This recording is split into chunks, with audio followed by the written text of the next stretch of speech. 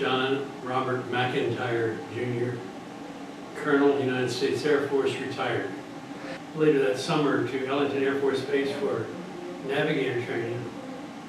And when I graduated from the navigator school in 1957, I was assigned to Dover Air Force Base, Delaware, where I was in the 1607th Air Transport Group, which was flying the heavies in those days, the C-124, propeller-driven, non-pressurized, large cargo aircraft.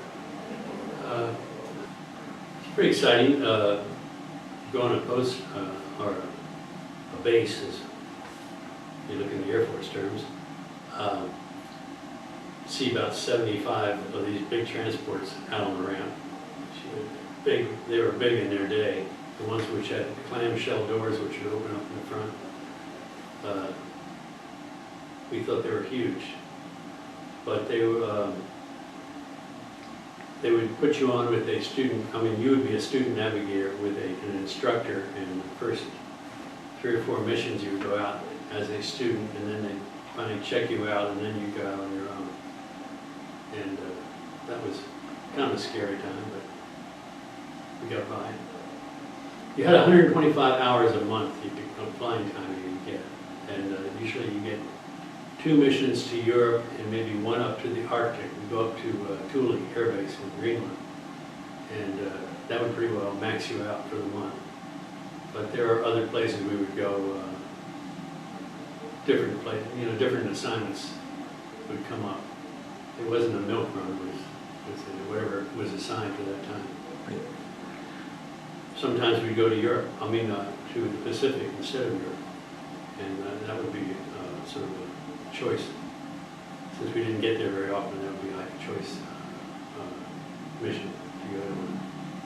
My first time across the pond was in the 124, and we used to, routinely we would fly out of Dover and go to, up to Newfoundland, Ernest Harmon Air Force Base, land there, and then crew rest.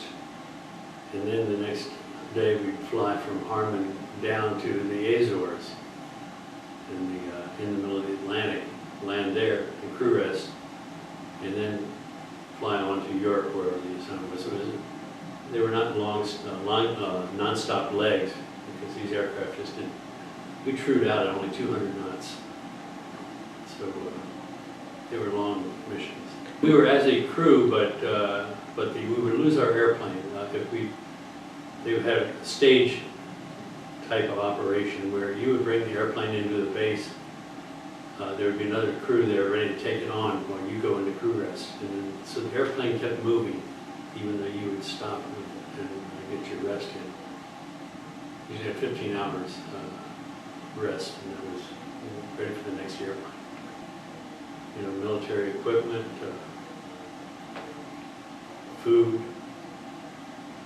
Sadly enough, we bring back bodies of the deceased.